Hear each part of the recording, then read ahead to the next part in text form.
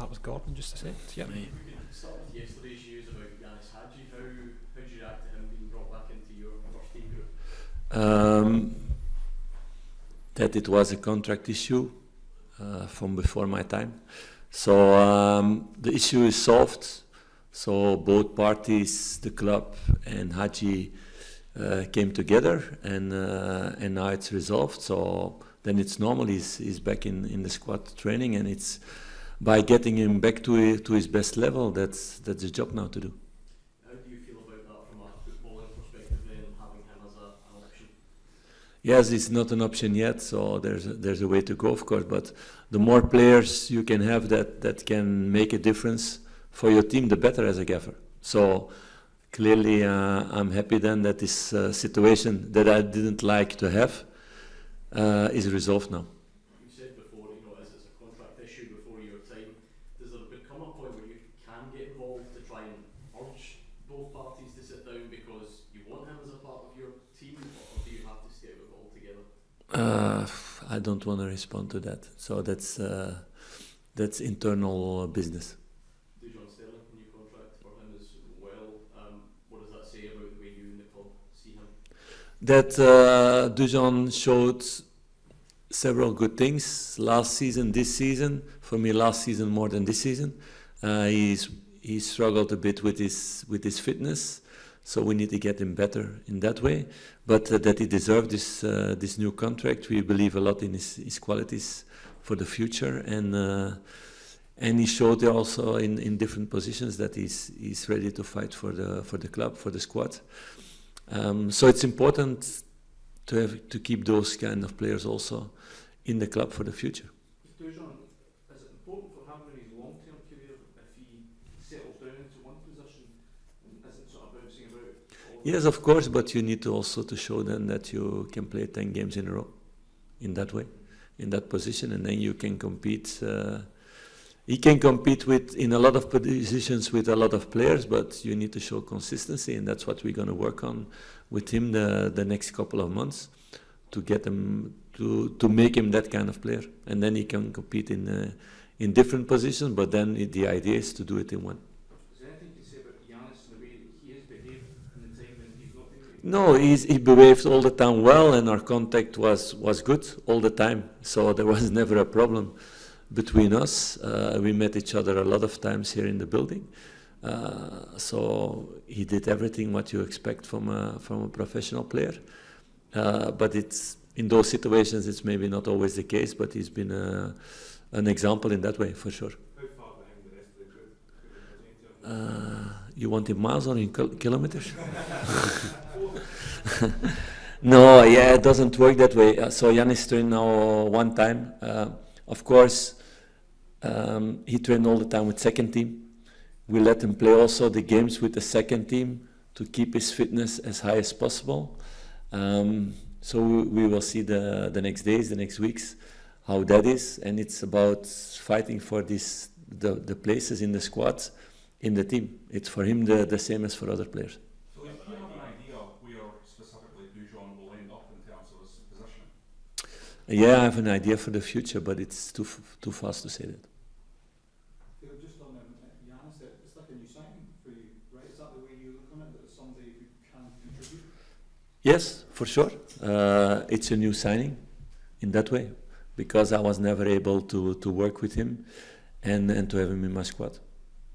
And in terms of this competition, we saw you take the team to the top of the group last season. Can you nail down what it is about this competition and this group that seems to bring out the best in it? No, it's a totally different competition than the domestic games. So you need to do other things also there, and it gets the best out of the players. It gets the best out of our crowd also. I think the European nights were the most special nights also, so I hope to see that tomorrow. But of course, we are also realistic about Lyon. It's a very good team. It's better for me than the teams we met in our group stage. I think it's the level of Benfica, who we met last season.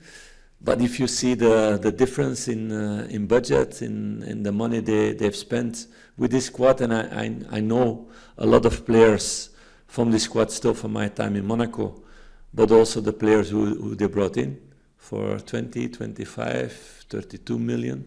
It's a different world.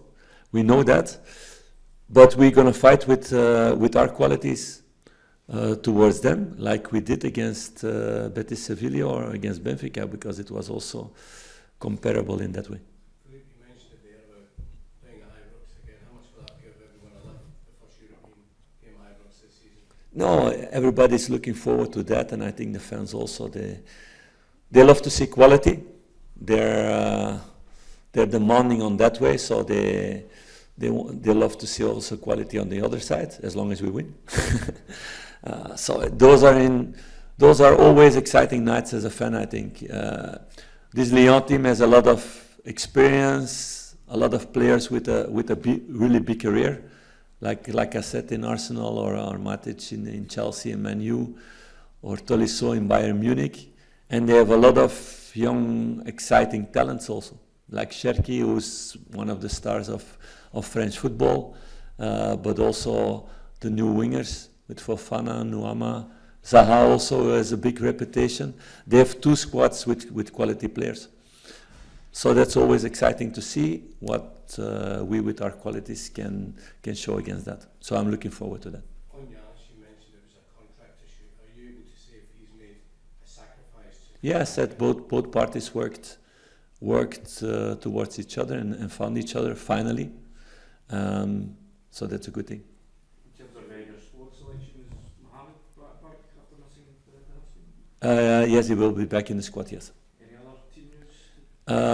Nothing special for the rest. The guys who are out, they will stay out. Ridvan is training with the team now the first times, but he will not be ready to be in selection yet. That's too early and too dangerous.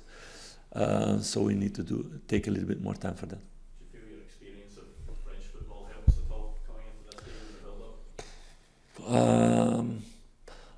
Those are small margins, I think, because we always analyze opponents really deeply. So that was the same way with Malmö, and it was very important to do that, to find the right solutions because of their style of play. And so I don't think it makes a really big difference in that way. Yeah, we pick up maximum points from your first two games in the Europa League group stage with the new format. That would feel huge, I'm guessing. Yeah, that would feel huge, but also winning against Lyon would be a huge thing. Even a draw would be a very, very, very good result if you see the difference in budget that they can spend on transfers. So we go full for that, and we go for the 3 points, not to play only to get 1 point. But then we need everybody on his top. We need a few players who go above their level, and to have an amazing evening with the fans being like a 12th player outside the pitch, but that you feel the energy on the pitch. That's what we need also. When you're game planning for Lyon, how much importance do you have to give to what they can bring off the bench late in games? Yeah, of course you need to think about that, but you need to first stop also the first 11, not only the guys who come in, and not only to be focused on stopping them, but we need to hurt them also. Otherwise you're under pressure all the time. And they have so much technical qualities in the final third that they can make the difference, always with one action and one individual action. So they have 4, 5, 6 players who can do that, and they have 5, 6 players on the bench to bring on in that way. So we need to focus on the start of the game and not looking only at the end of the game. I don't have this richness in the squads to make that kind of choices, I think. They've had a difficult couple of years, some financial problems, they're not in a great position in the league, but would it be foolish to underestimate them? If you speak about financial problems and you go to take a look what they spent the last years, then I would like to be in financial problems with Rangers, to be honest. So it's... I don't think in that way it's not the case. So they've spent a lot.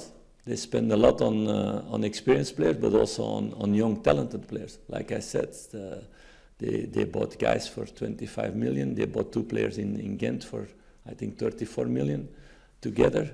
So to speak about those prices, it's a different world. We know. But that's the challenge, and that's the nice thing also. You want this competition also to compete with the best. It can only make my players better to compete in that way. They learned about the Sevilla game, the Benfica games. You can grow out of that because my team needs experiences like that to become better. And this different kind of football also. Jack was praising 2 central defenders, Proper and Suter, earlier on. I wonder what your assessment was on their partnership. You see green shoots of something quite exciting. Yeah, it's better and better, and we have also Leon Belligan still there, who knows his role in the squad and who is excellent in that way and showing also quality in the training. We have Nana also, who can play as centre back, or even Dujon. So the partnership has been good. It's also important with new players that you can create these connections and this partnership on the pitch, and that they can get to know each other. You can add Jefte also in that way. So half of the defense is new, our number 6 is new, so you need to find a balance there, and this balance is better and better. What is normal also, the more you work together, if they take the right conclusions after every debrief we make of the games. And they're really hungry to get better, to make less mistakes, and that you see, and it's now positive that we have 4 clean sheets in a row. And in a game like this, where you know it's going to be challenging ahead of the game, you talked about the budget differentials between the 2 clubs. Do you spend more time looking at the shape, looking at different tactical elements than you would in a normal game? No, I have respect for every opponent. There's no difference in time in that way. Of course, there is difference in the things you train on, in the things you work on, in the details you want to give to the team. That's every time different. But I have the same respect for Ross County as for Lyon. So we will always take all the time for every opponent. And it's important that my players also respect every opponent, because otherwise, one moment you run into the wall if you're not humble and you're not focused on every detail. Last one, please. Just a very quick question from me. People were asking on Sunday with substitutes at half time, was that just a pre-planned thing to keep building him up, or was that more based on how you felt his performance in the game was going? It was more a tactical thing, yes, in the game, and for him his role has changed this season compared with last season. In the midfield we do slightly different things, so he needs to adapt in that way. And like with every player, we showed after the images, he's hungry to learn, and he will become better in that role. He can do two roles in that midfield. He can do the role of Conor Barron also. So it's about learning and getting better in that way. When you first came in, you spoke a lot about passing and lateral passing and using the ball purposely. How important is it when Rangers get the ball tomorrow night that they do use it with purpose and try and influence and also take the risks when it's possible? It's very important, but it's also an important balance. You can play every ball with purpose to give the ball as the decisive ball, but then you're going to lose a lot of balls for nothing, because sometimes the moment is not there and you need to move an opponent first before you can give the decisive ball. So in that way, I think our best performance was in Malmö. And you need to move the ball, and not every ball was a direct kick forward to the strikers or the attacking player, but to get them out of position to then make the decisive passes. So we're working hard on those things. That's a crucial one in football. To have purpose, yes, but the purpose can also be to move an opponent to get the space afterwards. So purpose is not only to go as fast as possible towards the goal, because then you're going to lose the ball also very much, and you get a little bit a basketball game. That's not the idea. Patience from the supporters then with that? Yes, it's an important thing in that way. And you felt it also in the second half. of the last game, and it had a lot to do with this penalty just before halftime, so it makes everybody nervous. But then players need to stay calm on the pitch and not to go in those emotions, because otherwise we start to play kick and rush football, and the fans will not be happy with that also at the end. Okay, thanks everyone.